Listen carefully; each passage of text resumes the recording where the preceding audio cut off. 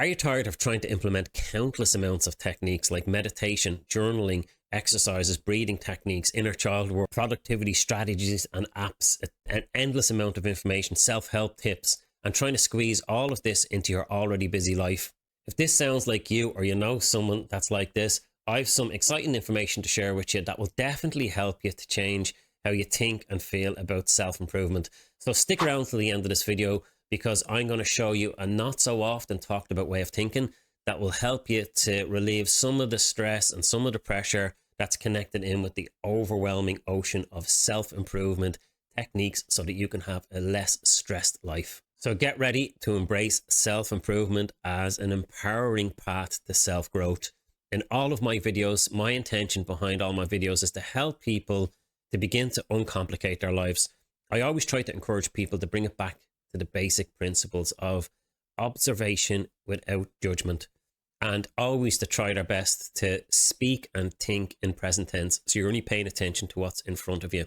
My purpose is to show you various methods of letting go and getting yourself back to this place to make your life less complicated, so that you can feel happier while you're learning. Because if you start to think this way, you're going to discover that success will be a byproduct of happiness. Because when you think this way, you feel better, and when you feel better, you learn better.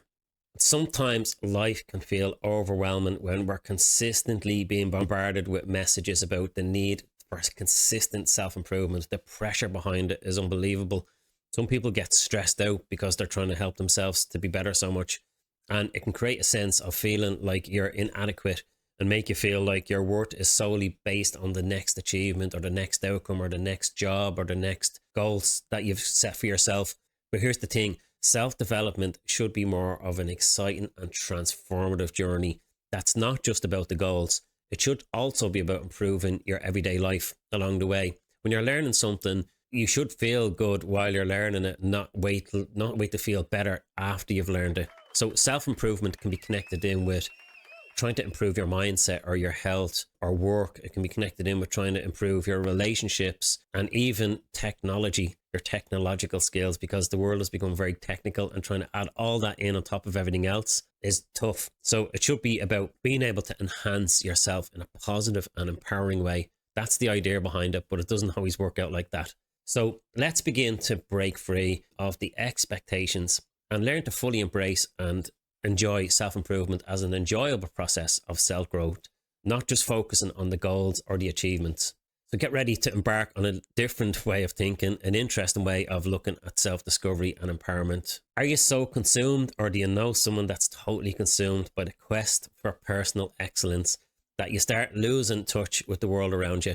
Some people's self-improvement journey can take a turn for the worst and take a dark turn. They can start to lose track of themselves, and their personality can start to change in not so good way sometimes. Their purpose can be lost along the way. They can lose track of their purpose. They can drift away from friends and family because they develop high expectations for other people, and they expect to see what they know inside of other people, and it can be very counterproductive.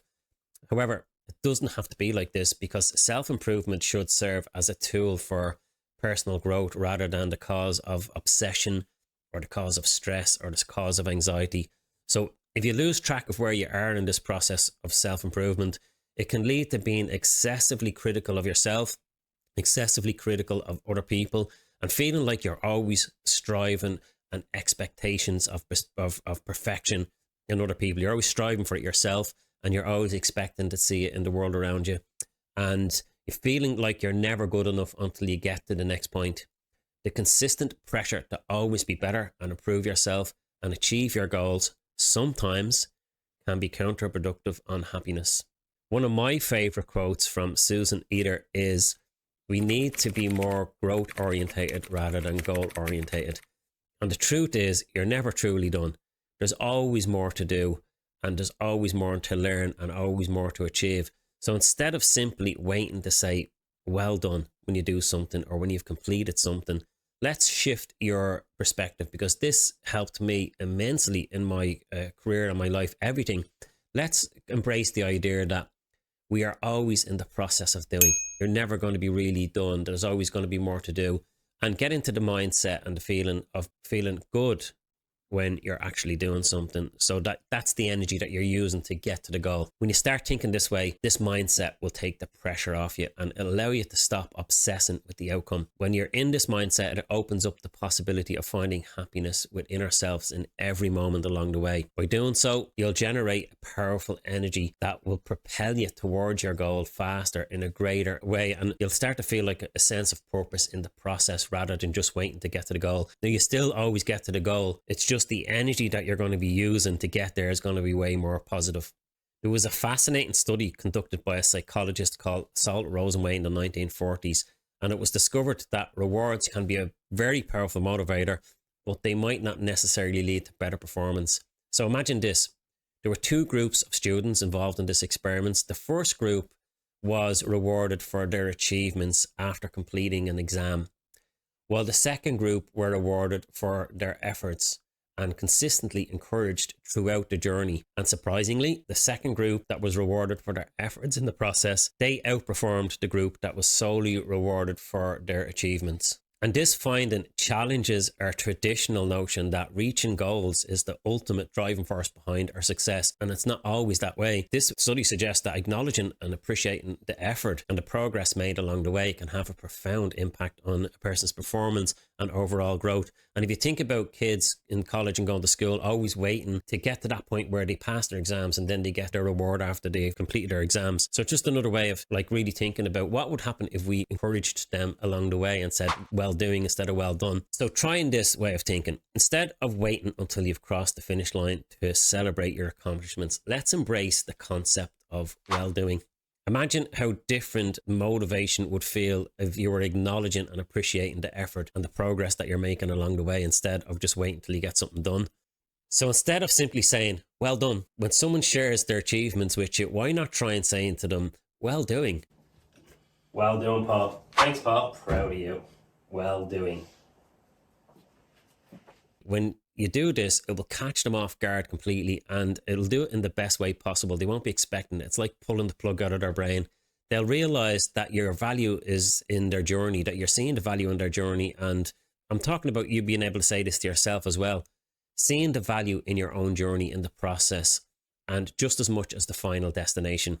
And this small shift in perspective can have a profound effect on the way you feel about your life by encouraging yourself and other people to savor the joy of the process rather than fixating solely on the end result. So in conclusion, embracing the concept of well-doing instead of solely focusing on the end result and seeking validation through achievements, shift your perspective to appreciate the efforts and the progress made along the way. And always remember, you are unique. Self-improvement should be a way to embrace and enhance your uniqueness rather than trying to become more like the gurus. So share one thing that you've been doing recently in the comment section below so we can inspire other people to do the same thing, and keeping in mind that life is a journey and together we can create a community of well-doers. Remember, the reason that you're learning all of this information is because you're becoming more of yourself. So if you're interested in staying up to date and learning how to simplify and improve your life, then subscribe to my channel because your support is invaluable and it's greatly appreciated as we strive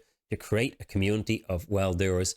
And remember, self-improvement is a journey of opportunity to embrace and enhance your own individuality. So it's always good to push forward, and it's always good to learn and strive to become a better version of yourself, but never lose yourself along the way. And together we can create a community of well-doers who find fulfillment in the journey itself. So stay motivated, keep saying well-doing to yourself, and remember to remind others that they're well-doing too along the way.